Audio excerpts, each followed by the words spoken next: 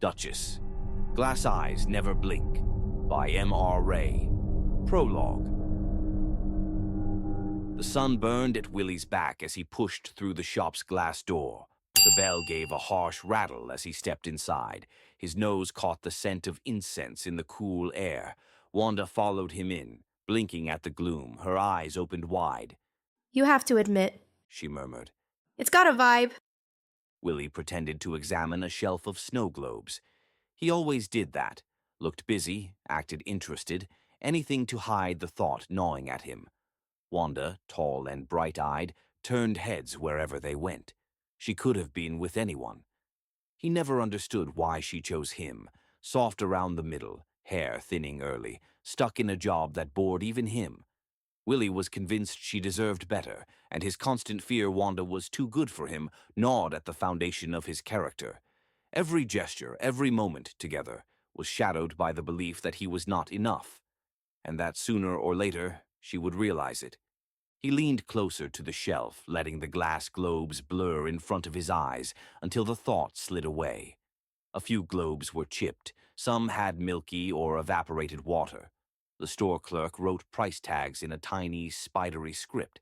Everything seemed overpriced to him. He was careful not to touch. Willy watched Wanda as she ambled ahead. She was beautiful, full hips, blonde hair. Her lower back tattoo was just visible between where her cutoffs stopped and her crop tops started.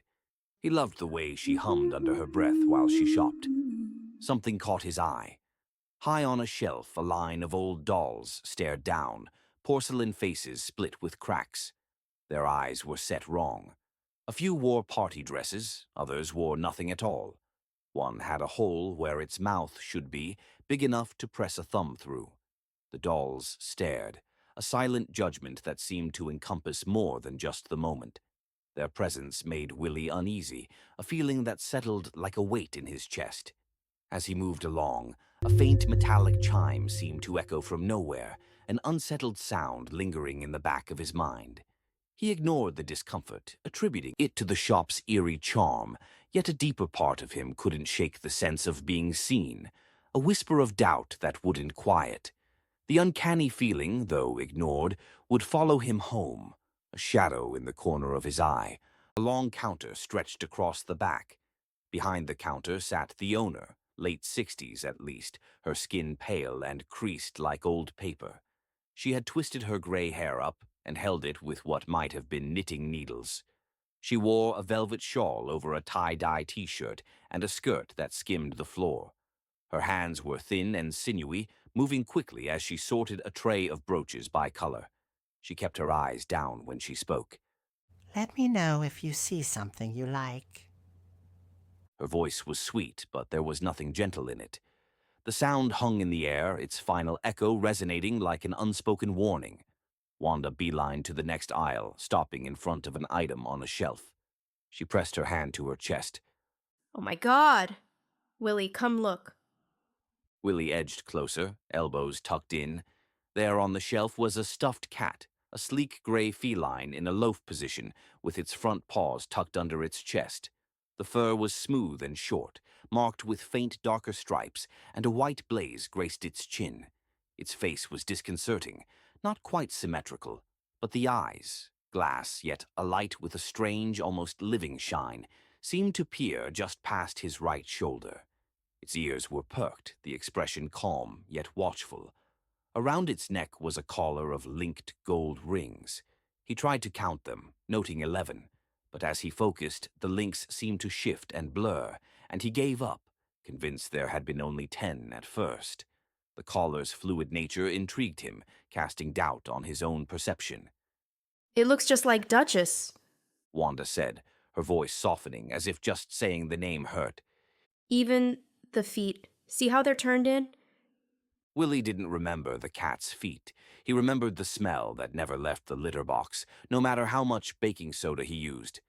Its claws raked his shins if he sat too close to Wanda.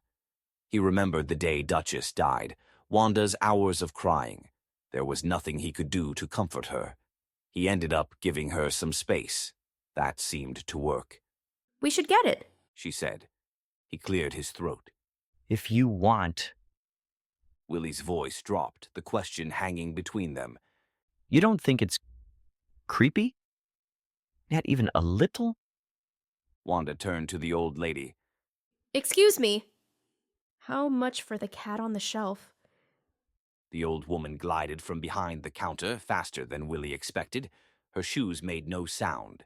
She stood level with Wanda and studied the cat. That one's special. She said. Most people don't notice it. Some are afraid of it. She clicked her tongue and lifted the cat, cradling it. Its paws dangled, the collar jangled, just audible above the ceiling fan's hum. Wanda reached out, then hesitated. Can I hold it? The old lady nodded. Wanda stroked its back, then pressed it to her chest and said, It's heavier than it looks. The woman's gaze fell on the cat. You see the collar?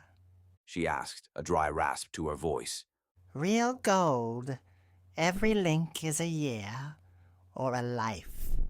Depends on the keeper. A small smile, a flash of white teeth against her pale skin. Some things choose their owners. Her eyes glinted with an unspoken understanding, hinting at the weight of many years and lives embodied in the collar. It was as though the collar, with its glimmering links, carried a silent history, whispering tales that only certain ears could hear. There was a man once She continued, voice dropping to a near whisper. who claimed the cat brought him riches beyond his wildest dreams. But with each year, he aged a decade. Some say he embraced it. Others say he went mad, searching for an end. Her smile widened, letting the words hang, inviting speculation about just how much history the collar held. Wanda laughed, the sound too bright for the shop. So you're saying I'm its next victim? The woman's expression remained fixed. Victim or caretaker. Depends on how you treat her. She tapped each ring, a soft chime above the hum of the fan. 600. Willy winced. We just moved in. We're watching the budget. Wanda's look cut him off. It's a housewarming gift, Willy. It's perfect. She dug in her wallet, looking for her credit card. 400? He tried. We're really tight. A slow shake. I already gave you, deal. It's worth much more. Wanda slapped down her card, tucking the cat under her arm. Done. No regrets, right? His neck felt stiff. The old woman wrapped the cat in brown paper. The tape wound around and around until it resembled a mummy. She pressed the bundle into Wanda's hands, the old woman's nails scraping against her skin. You take care of her. She said. She remembers. Wanda giggled, thanked her, and steered Willy outside. The drive home took 13 minutes, not counting the red light behind a landscaping truck.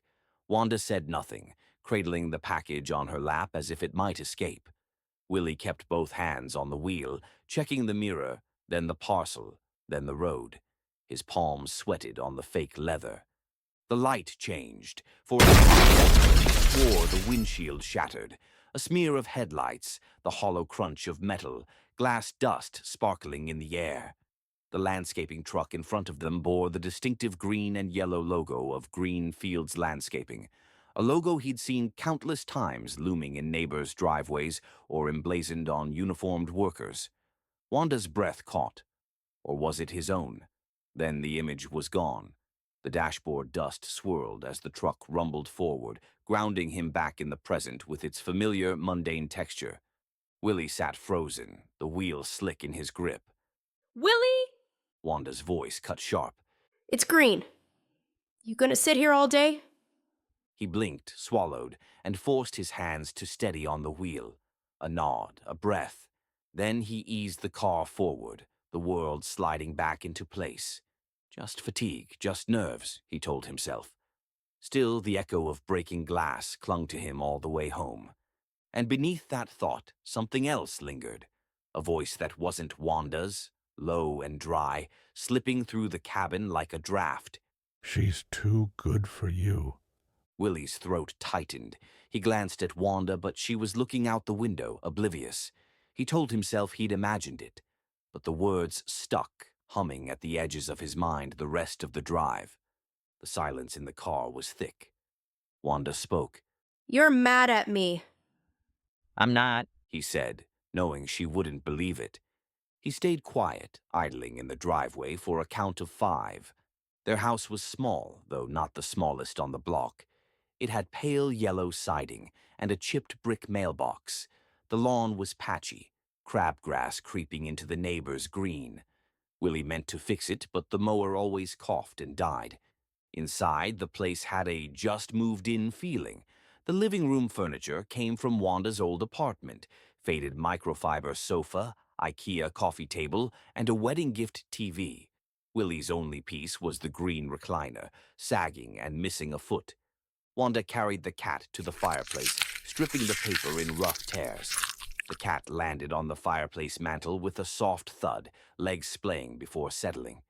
The gold collar caught the bay window light. See? Not so weird now. She said. Willy didn't answer. He dropped his keys into the ceramic bowl and called for Buster. The old lab trotted in, nails tapping. His tail wagged hard, spinning, licking Willy's hand, until he saw the cat. Buster froze, head low, tail stiff. He let out a sound Willy had never heard, like a growl, but softer. It's not real, silly. Wanda said, patting his side. The dog flinched and backed away. Guess he's not a fan. She said, arching her back in a stretch. Her shirt rode up, showing a pale strip of skin above her jeans. Willy tried to keep his attention there, but his gaze kept drifting toward the cat. He moved in for a closer look. The fur was spotless, no dust, no loose hairs, and the body had the rigid feel of carved wood. I'm starting dinner. Wanda called, heading to the kitchen. Willy stood alone, watching the cat. The low sun caught its glass eyes, making them shine. He squinted, doing a double take. Had the head turned to the left? He stepped back. His pulse quickened. Just the light, he told himself. As he turned away, he could have sworn the collar had given a faint chime, though nothing in the room had shifted. Willy sat in his chair with Buster cuddling at his feet, steady thunk of a knife on a cutting board carried from the kitchen. Buster let out a low, uneasy whine until Willy called him up. The dog climbed onto Willy's lap and pressed close, his body trembling even in the warm room. Willy kept a hand on the dog's neck, waiting for the heartbeat to settle. It didn't.